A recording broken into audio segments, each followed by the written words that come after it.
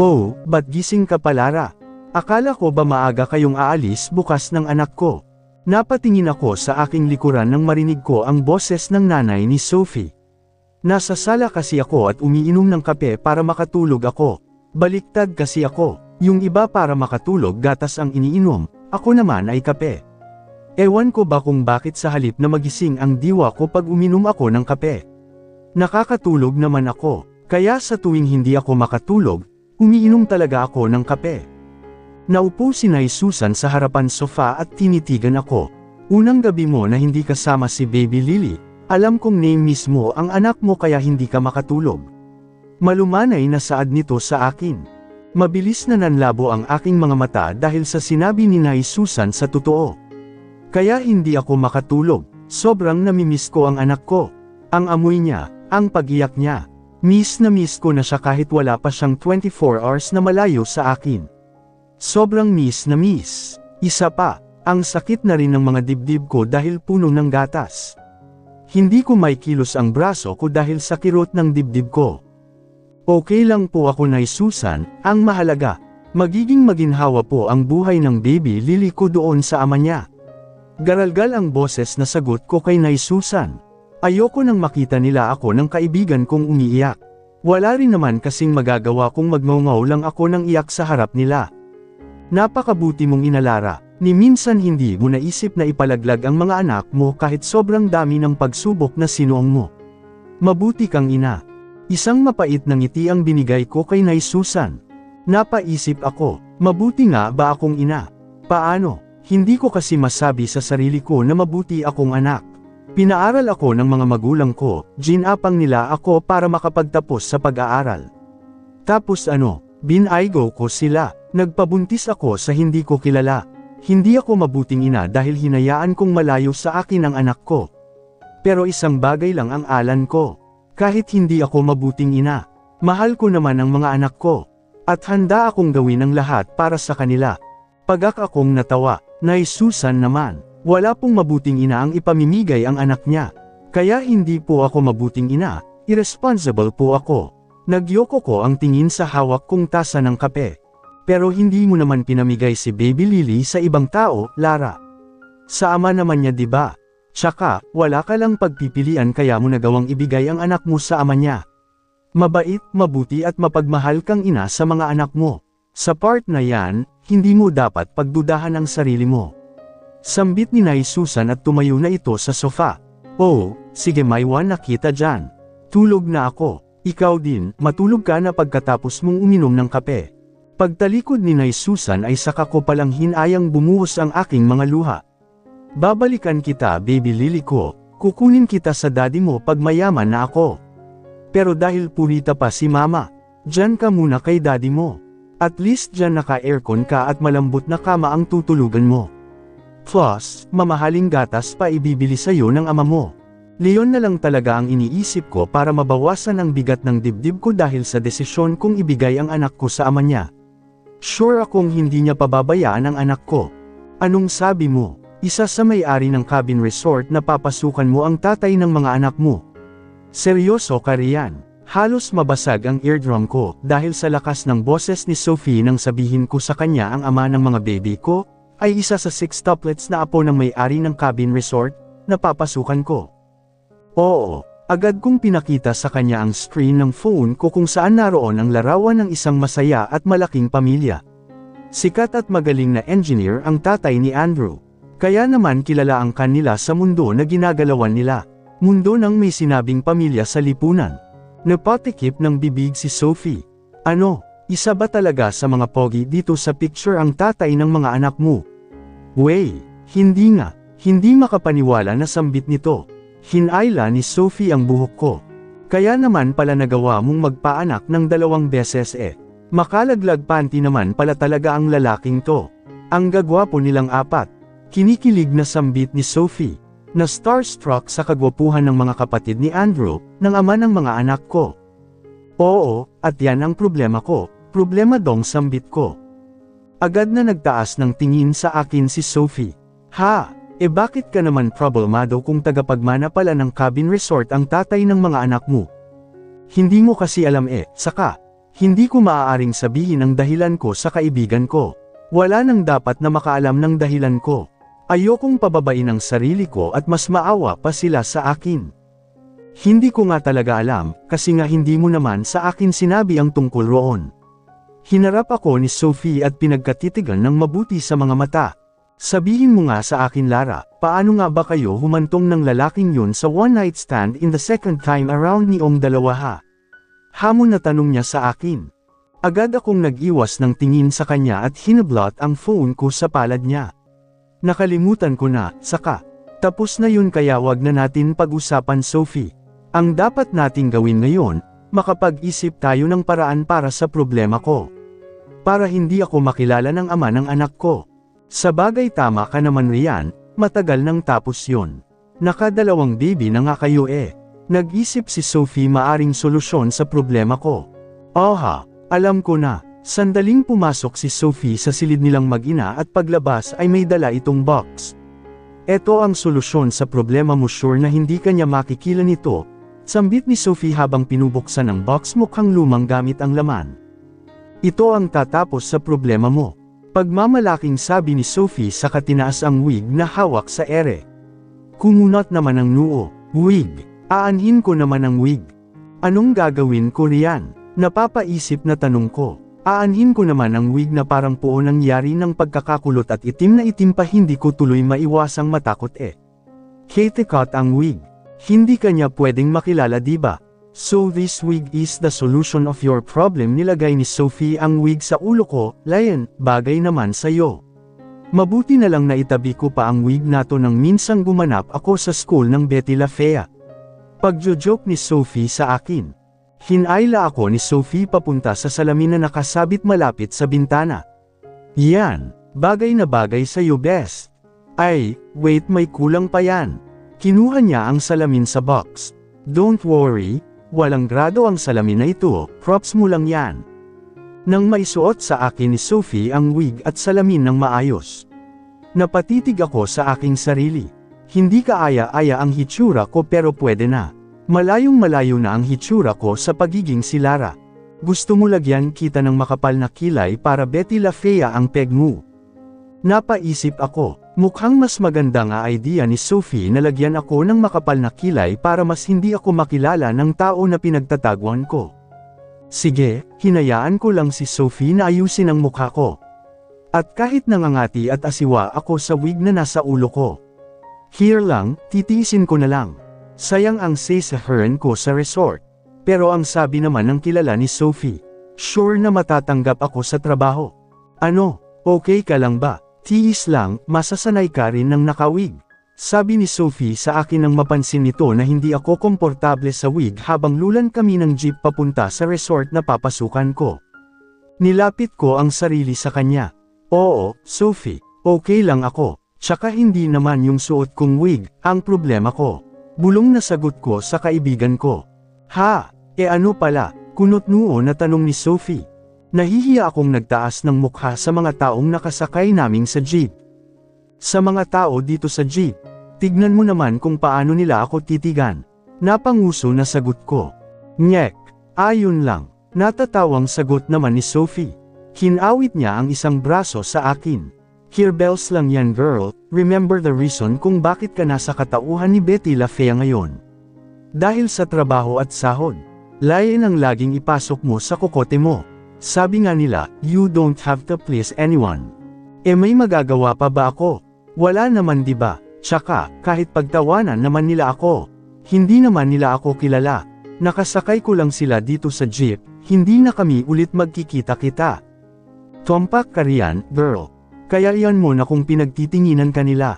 Cute ka namang version ni Betty La Fea eh.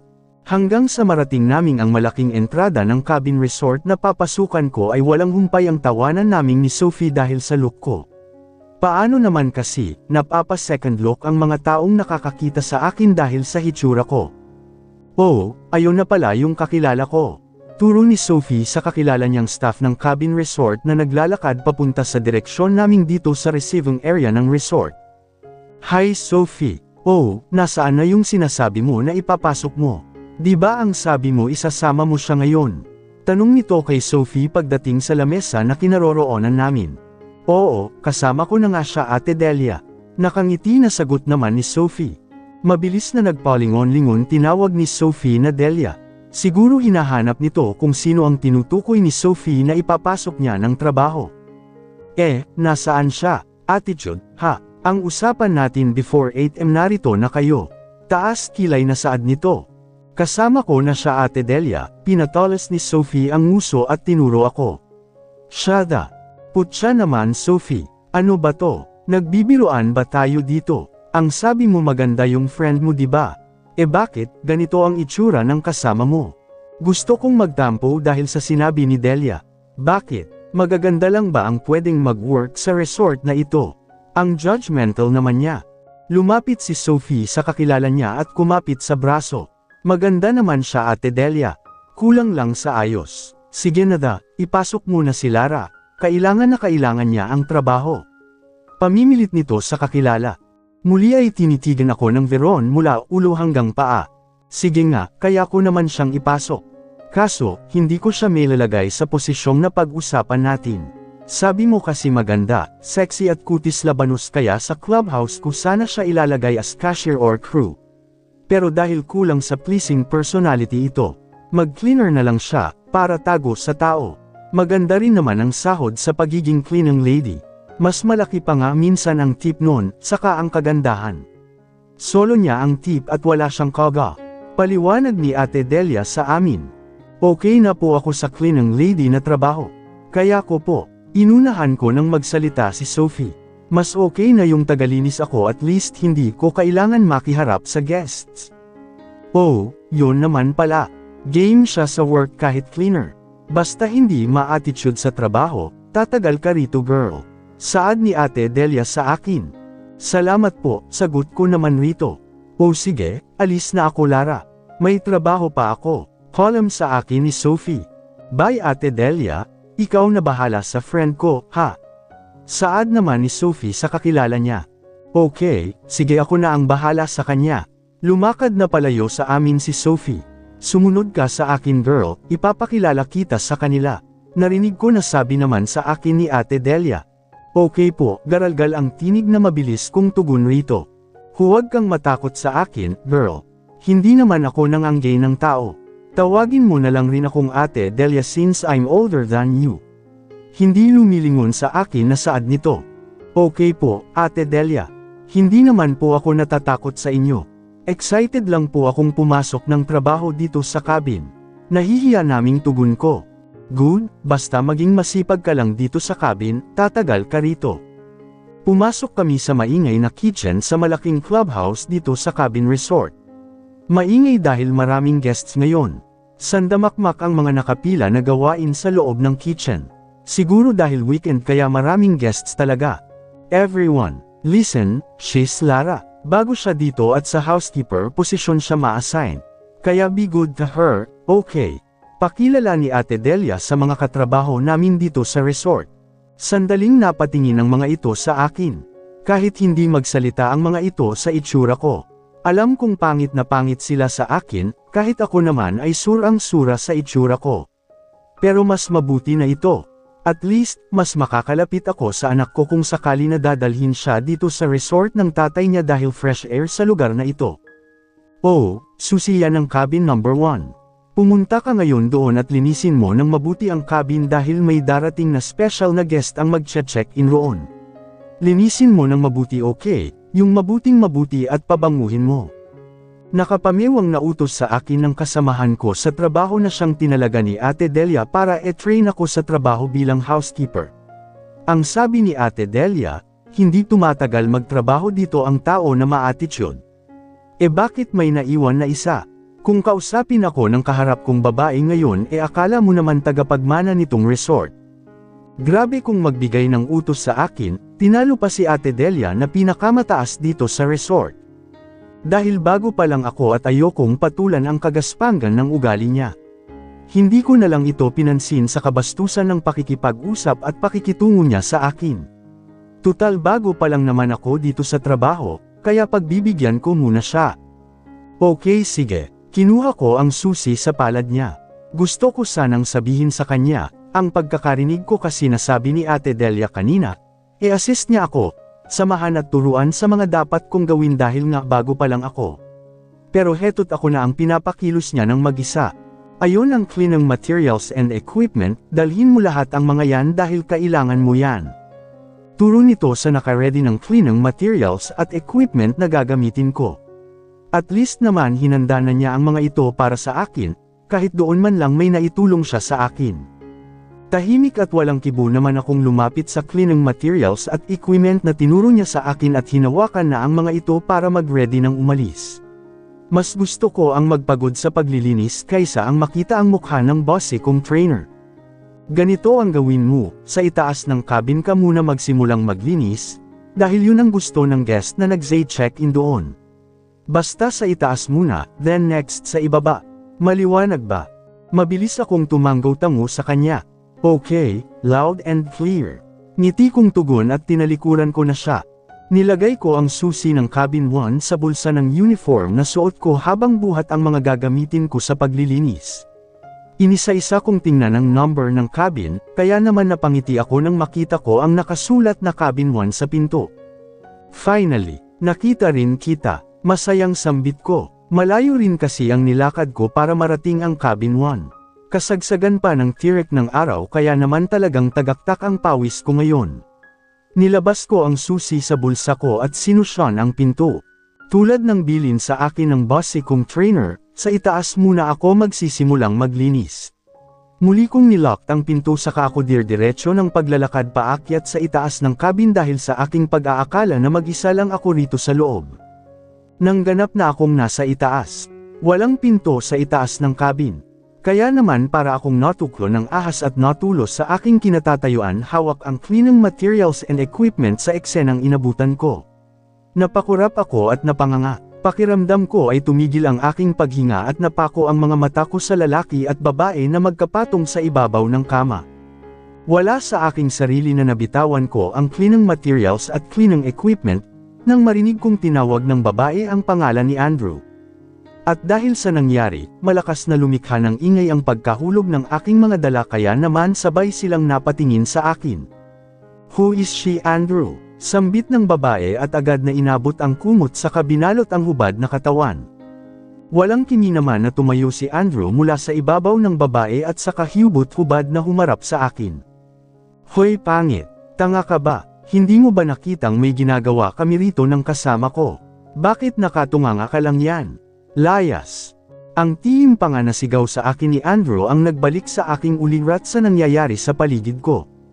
Hindi ka na nga maganda, bingi ka pa. Ang sabi ko, umalis ka dito. Sigaw nito sa akin. Hindi magkanda-ugaga na sinamsam ko ang mga nahulog na cleaning materials at equipment sa lapag saka ako mabilis na umalis sa harap nila. Pigil ang aking paghinga na tumakbo ako pababa ng hagdan at pagkatapos ay tila hapong-hapo ang aking katawan na naupo ako sa sofa nang marating ko ang ibaba. Sunod-sunod akong napalunok. Iniling ko ang aking ulo. Kahit anong gawin ko, hindi na mawaglit sa isipan ko ang nakita ng mga mata ko. Ang tatay ng mga anak ko, hubot-hubad habang nasa ibabaw ng babae at enjoy na enjoy sa kanyang ginagawa. Andrew's POV.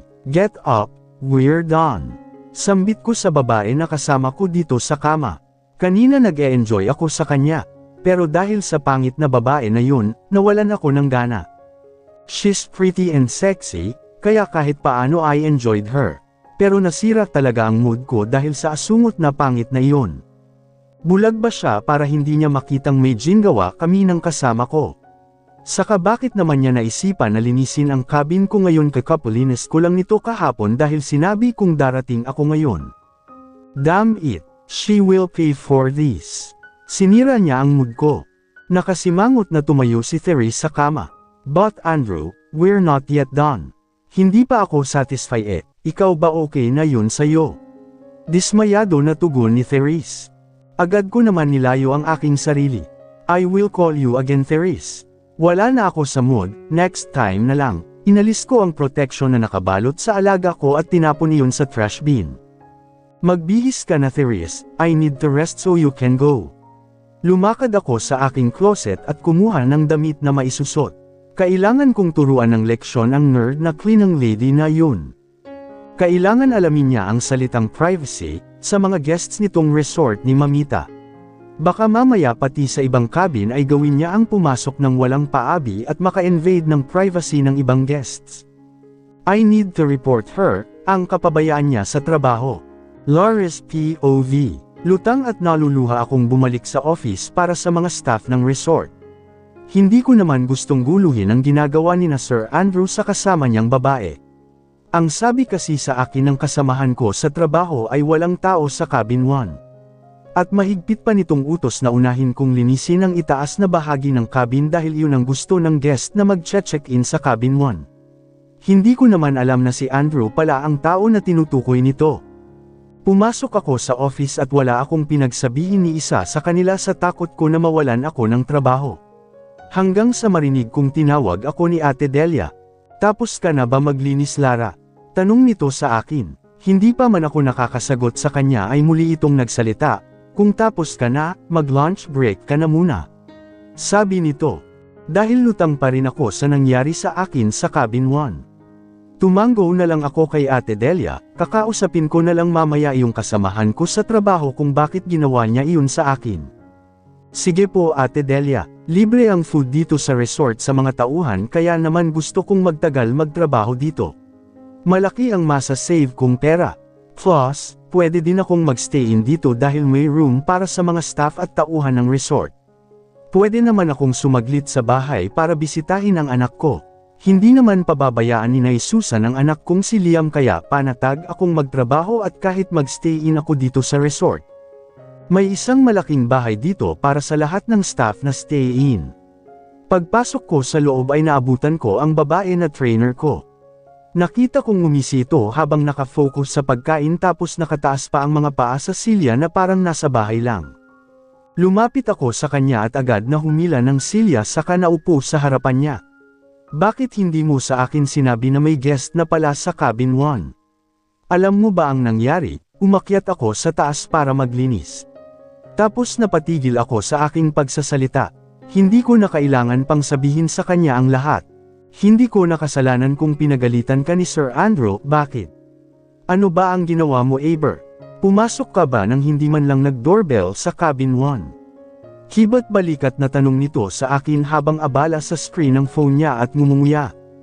Pero di ba, binigay mo sa akin yung susi ng cabin 1 kasi ang sabi mo walang guest doon.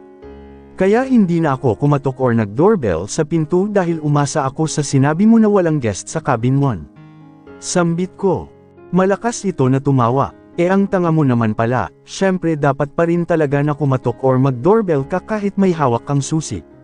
Tsaka, bakit parang ako ang sinisisi mo? Ano ba ang inutos ko sa you? Di ba malinaw naman ang sinabi ko? Dalhin mo ang susi at maglinis ka sa cabin 1, unahin mo ang itaas dahil yun ang gusto ng guest.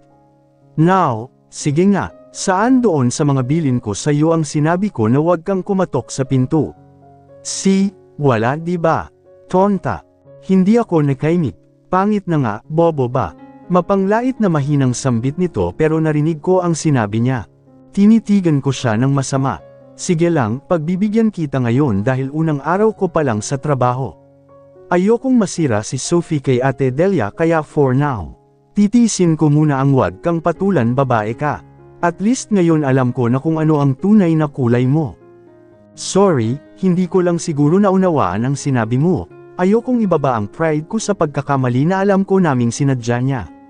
Pero dahil need ko ang trabaho, lulunukin ko ang pride ko. Kailangan kong makaipon ng pera. Mag-aaral na ang anak kong si Liam. Tumayo na ako upang kumuha ng pagkain dahil nagugutom na rin talaga ako. Tsaka, makirot, naninigas at mabigat na ang aking dibdib dahil sa gatas kaya naman kailangan kong bawasan ito mamaya sa loob ng banyo pag-alis ng kasama ko. Next time kasi wag kang tatanga-tanga. Sambit nito kaya naman agad akong pumihit paarap sa kanya hawak ang plato. Just a piece of advice, kung gusto mo na magtagal sa trabaho. Ngisi nitong dagdag. Thank you, ngiti na sabi ko. Alam ko naman na hindi yun isang advice, gusto niya lang ipamuka sa akin ang katangahan ko. Nilagyan ko ng kanin at ulam ang platong hawak ko. Paupo na sana ako sa silya para simulant ang pagkain ko pero napatigil ako dahil dumating si Ate Delia, nakataas ang kilay at madiin ang tinig na tinawag ako. Lara, can we talk? Sambit nito, umawang ang labi ko. Parang nararamdaman ko na ang dahilan kung bakit ako gustong kausapin ni Ate Delia. Mabigat ang mga paa na tumayo ako sa silya. Okay po Ate Delia. Mahinang sagot ko at hindi ko magawang tumingin sa kanya ng diretsyo dahil alam kong may nagawa akong kapalpakan sa unang araw ng trabaho ko. Okay, sumunod ka sa akin sa office. Okay po ate, pidyo ang paghinga na sumunod ako sa paglalakad kay Ate Delia. Malayo pa lang kami sa office ay natano ko na kaagad ang nakasalubong na mga kilay na si Andrew. Masama niya akong tinitigan kaya naman sobrang naasiwa ako. Hindi ko magawang tumitig sa kanya. Hindi ikaw ang Lara na naka one night stand niya ng 2 times, kaya hindi mo kailangan my lang girl. Paalala sa akin ng aking sarili. Dumagundong ang tibok ng puso ko nang tumigil kami sa paglalakad ni Ate Delia sa tapat ni Andrew. Nagwala ang puso ko sa magkahalong kaba at takot na makaharap ko nang malapitan si Andrew. Sir Andrew, ito na po si Lara, new employee po siya at kakastart lang din po niya ngayon araw. Paliwanag ni Ate Delia kay Andrew. Hindi niyo ba siya inorient man lang Ate Delia? Sagot ni Andrew, nasa tinig nito ang pagiging isang boss dito sa resort. Nahihiya na nagbaba ng tingin si Ate Delia. Na-orient naman na po sir. Tila takot si Ate Delia na sumagot kay Andrew. Kung na-orient niyo na pala siya sa trabaho niya dito sa resort, then why did she do that to my cabin? Giit ni Andrew kay Ate Delia at umalsa na rin ang boses nito. You. Agad akong nagtaas ng paningin kay Andrew nang marinig kong tinawag niya akong, you. Hindi ako sumagot, hinintay ko lang ang gusto niyang sabihin sa akin. Kung gusto mong magtagal dito sa resort ni Mamita, pues ayusin mo ang trabaho mo at huwag kang tatanga-tanga. What you did was wrong. Paano kung sa ibang cabin mo ginawa ang kapalpakan na yun, ha? Hindi basta potso-potso lang ang mga guests na ang pupunta dito sa cabin resort naming para mag-check-in at mag-relax. Kaya next time, ayusin mo ang trabaho mo. At pwede ba, huwag kang basta-basta na pumapasok sa cabin lalo na kung occupied ang room. Ang simple ng bagay na yan hindi mo pa alam. Ang tanga mo naman, hindi ba tinuro ang bagay na yan sa iyo sa eskwelahan? Knock before you enter diba? Huwag mo sabihin sa akin hindi mo alam ang bagay na yon. Saan bundok ka ba nang galing pangit ka? Kinuyam ko ang aking palad sa lahat ng masakit na salita na sinabi sa akin ni Andrew sa harap ni Ate Delia. Ang akala ko ay mabuting tao ang ama ng anak ko. Hindi pala, walang puso, mapangmaliit at bastos pala ang ugali na meron siya. Ngayon ay gusto kong pagsisihan ang ginawa kong pag-iwan sa anak ko sa gate ng mansion kung saan siya nakatira. Lumunok ako at sinikap kong magsalita. Sorry po Sir Andrew, hindi na po mauulit. Mahinang sambit ko. Dapat lang dahil hindi nagpapasweldo ng tanga at walang silbi tong resort ng mamita ko. Tsaka, sino ba ang nagpasok sa iyo dito? No, sino ang naghired sa iyo dito sa resort? Tanong ni Andrew sa akin but I chose not to answer him. Si Ate Delia ang hinarap nito. Next time po Ate Delia, kumuha naman po kayo ng staff na maayos ang itsura. Mamili po kayo ng kaaya-aya sa mga mata at hindi yung basta kung sino lang. Yung mukhang tao po ang i-hire nyo next time. Piniga ko ang aking daliri para pigilan ang luha dahil sa mapanglait na sinabi ni Andrew, kailangan pala pag mag-a-apply ng trabaho dito sa resort ay maganda. Grabe naman ang discrimination ni Andrew sa pangit, sa tulad ng mukha na meron ako. Sorry po Sir Andrew, hindi na po mauulit. Sa klinang posisyon ko naman po nilagay si Lara kaya kahit paano hindi po niya kailangan na mag-assist or humarap sa guests. Well, mabuti naman kung ganon. Dahil baka pag nakita ng guest ang mukha ng pangit na yan, mawala ng ganang kumain or worse, mag-check out dito sa resort nang wala sa oras. Tugon ni Andrew kay Ate Delia. Hinarap akong muli ni Andrew. Next time, pag maglilinis ka ng cabin, make sure na nakapag-check out na yung guest para naman hindi ka nila makita. Tutal naman hindi kahali-hali na ang mukha mo na humarap sa mga guest ng resort.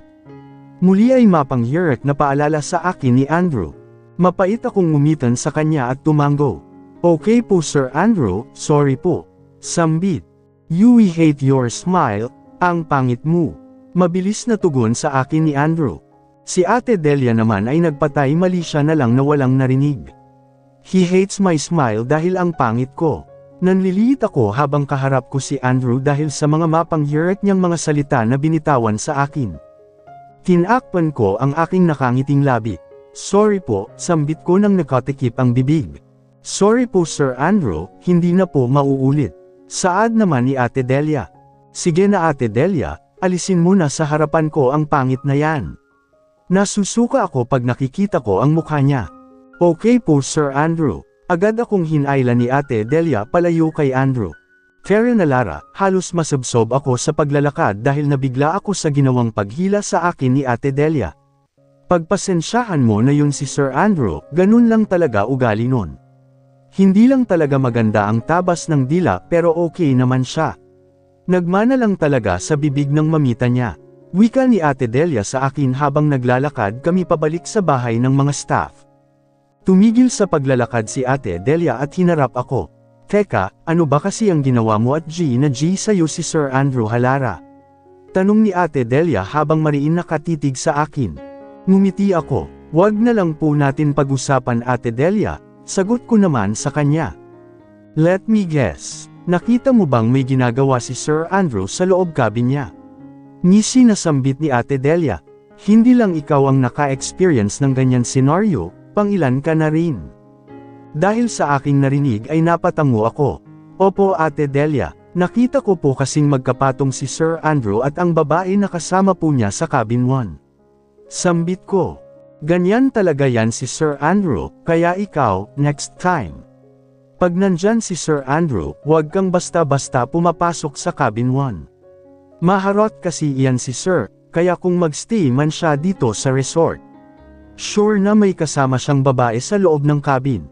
Hindi ko alam kung bakit bigla akong nakaramdam ng kirot sa dibdib dahil sa natuklasan kong gawain pala ni Andrew ang magdala ng babae sa cabin 1. Sige po Ate Delia, tatandaan ko po ang lahat ng yan. Sang-ayon ko kay Ate Delia. Masaya na akong hindi ako nawalan ng trabaho. Pipilitin ko na lang nalayuan si Andrew pag narito siya sa resort para hindi kami magkitang dalawa. Lara, nakangiting tawag sa akin ni Sophie nang makita ako nitong naglalakad papunta sa receiving area ng resort. Pasado 6:00 na ng hapon. Dinaanan ako ng kaibigan ko dito sa cabin resort para sabay na kaming umuwi. Kaagad na kinawit ni Sophie ang kamay sa braso ko. So, how's your first day at work, ha? Enjoy ba? Ayokong maging ungrateful sa harap ni Sophie. Pinasok na nga niya ako ng trabaho, magiging maarte at reklamador pa ba ako? Nginitian ko siya. Good. Heller, ano bang mahirap sa paglilinis na trabaho di ba? Hibat balikat na sagot ko. Gusto kong makita ni Sophie na masaya ako at petex lang sa akin ang trabaho dito sa resort. Which is, petex lang naman talaga kung tutuusin. Nagpapahirap lang sa buhay ko sa ngayon ay ang ma-attitude na katrabaho ko. Pero may araw rin siya sa akin. Mabuti naman kung ganun, sabi sa'yo mabait si Ate Delia eh. Oo nga, mabait nga si Ate Delia. Teka, nakita mo na ba ang tatay ng mga anak mo dito sa resort? Napaupo ako sa tanong ni Sophie. Ha, hindi pa, pagsisinungaling ko. Pero ang totoo, nagkita na kami at kinutsa-kutsa niya ang itsura ko. Napanguso si Sophie. Sayang, pero okay lang. Marami pa naman araw na darating para mag-cruise ang mga landas niong dalawa. Naglakad na kami ni Sophie palabas ng resort matapos akong pumirma sa logbook ni Kuya Guard. E paano kung makaharap mo na siya? Ano ang gagawin mo? Nako, girl ha, huwag kang bibigay ulit sa kanya kahit gwapo pa siya. Baka naman makipag one night stand ka na naman ha. Just go po, maawa ka naman sa buhay mo. Tumigil ako sa paglalakad, humarap ako sa kaibigan ko. Sa palagay mo ba Sophie, sa itsura ko ngayon, magkaka-interest sa akin si Andrew? E puros mga sexy at magandang babae ang type niya. Baka nga pagtawanan niya ako pag nagkita kaming dalawa. Or baka pintasan niya akong pangit. Tila bumalik sa realidad si Sophie na hindi ako si Lara. Ang personality ko ngayon ay kulot at ala Betty La Fea na babae. In short, walang lalaki ang magkaka-interest sa itsura ko. Oo nga pala nun, sorry. I forgot, hindi ka nga pala maganda sa look mo. Natatawang sambit ni Sophie. Sumakay kami ng tricycle, 5 minutes away sa main road ng highway ang resort na pinagtatrabahuhan ko. At mahal ang pamasahe, 70 pesos din. Oy fishball oh, terribly tayo, sambit ko pagbaba namin ni Sophie ng tricycle. Nagutom ako nang maamoy ko ang amoy ng niluluto na turo-turo ng vendor sa cart nito. Nauna na akong lumapit sa cart ng turo-turo. Kuya, pengi po ng cup. Agad naman akong binigyan ng vendor at tumusok ako ng fishball at squid balls. Ang sarap ng sauce mo kuya. Sambit ko habang ngumunguya ako at hindi ko alintana ang init ng fishball sa loob ng bibig ko dahil bagong luto lang. Sabi nga nila, pag stress ka, comfort food is the best way to get your stress away. Good thing, mura pa ang comfort food ko at swak sa budget ko. Oy Sophie, lika na dito, tusok ka na. Libre ko. Ang sarap ng sauce ni kuya, ay ako sa kaibigan ko habang sige pa rin ang nguya at napapangiwi ako dahil sa init ng kinakain ko. Alanganin ngumiti sa akin si Sophie. Binigyan naman siya ng cup ng vendor. Kinuha naman ni Sophie ang cup at tumusok ng kakainin niya. Pero habang tumutusok si Sophie, makahulugan siyang nakatitig sa akin na hindi ko maipaliwanag kung aliw na aliw ba siya sa katakawan kong kumain. Okay na ito sa akin. Konting fishball lang ang laman ng cup ni Sophie. Ako naman ay tumusok ng kikiam at fishball saka ko nilagay sa cup ko. Dahil sarap na sarap ako sa sweet and spicy sauce ni Kuya Vendor. Nilagyan ko ng marami ang cup ko.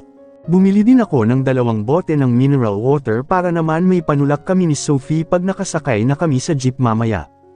Mukhang gutom na gutom ka ha. Puna sa akin ni Sophie habang naglalakad kami papunta sa sakayan ng jeep. Medyo tipid na sagot ko, dahil may tumigil kaagad na jeep sa harap namin ay sumakay na kaming kaagad. Sa may hulihan kami ng jeep nakaupo, sakto naman dahil hindi kami maaabala sa pagkain ng kaibigan ko. Hoy Lara, aminin mo nga sa akin, buntis ka na naman ba? Maya-maya ay narinig kong tanong sa akin ni Sophie. Nabilawkan ako at napaubo, mabuti na lang at agad akong nakapagtakip ng bibig. Ha! Gulat na usual ko kung bakit niya nasabi ang bagay na yon. Sinaman ako ng titig ni Sophie. E paano, kung kumain ka ng fishball?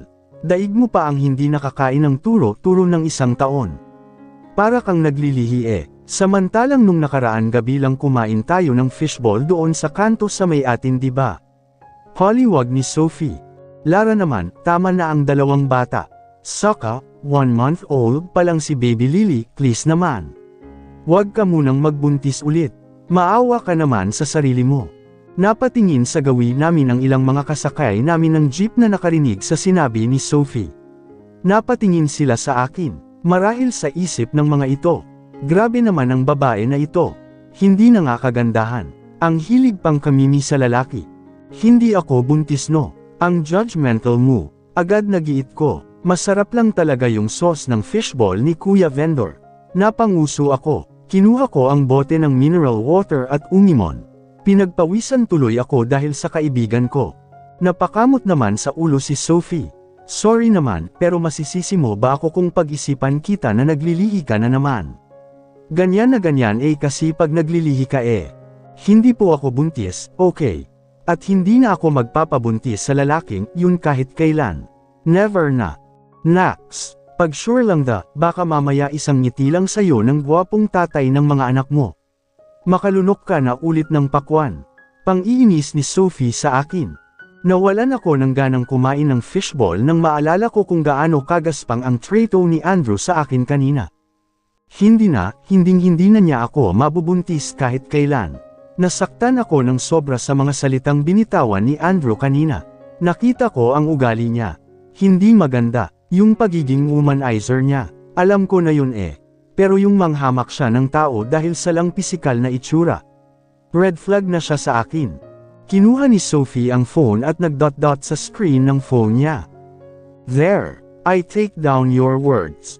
Hindi ka na magpapabuntis sa gwapo at makalaglag panty na ama ng mga anak mo. Nasa reminder ng phone ko ang sinabi mong yan, Lara. Kaya panindigan mo yan. Napailing ako dahil pinagduldulan pa sa harapan ko ni Sophie ang screen ng phone niya na naka-take down note sa reminder niya ang sinabi ko. Sira ka, natatawang sabi. Tama na yung dalawang bata, ang tanga ko na kung magkaka-baby number 3 pa kami ng lalaking yun. Niwi na sabi ko, hindi na talaga ako magpapabunti sa Andrew na iyon. Red flag na siya sa akin. Hindi na ako bibigay ulit sa lagkit ng titig at haplos niya. Hindi na. Huwag matigas ang ulo sa Lola Susan, okay Liam. Mommy have to work at doon magstay si mommy kaya hindi ako araw-araw makakauwi. Huwag sasama sa hindi kilala sa school.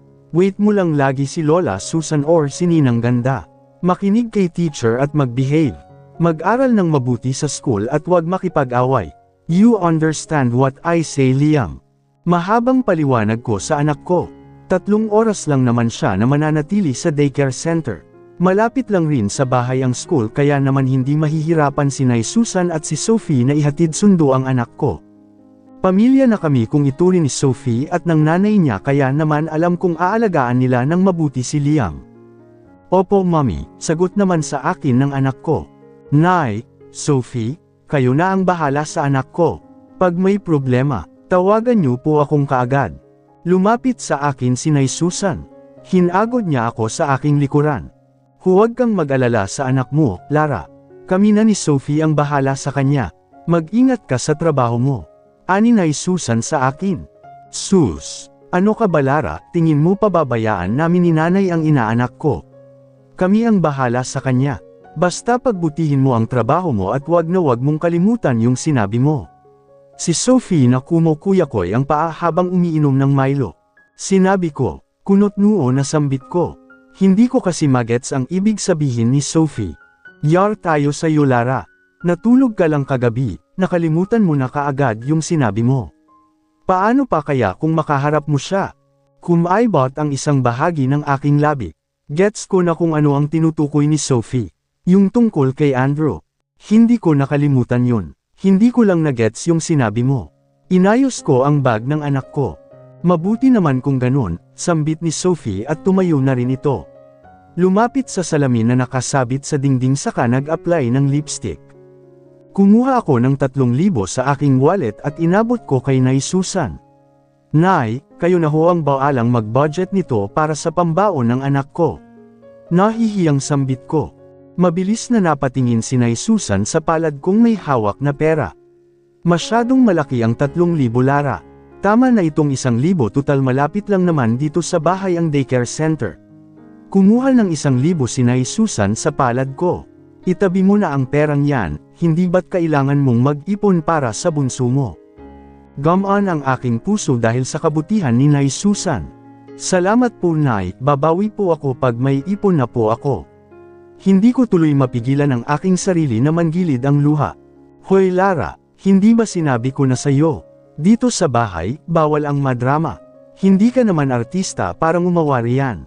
Ang aga-aga nagka-crying lady ka na naman. Agad na sita sa akin ni Sophie nang makita akong naluluha. Binalik niya ang hawak na lipstick sa loob ng shoulder bag.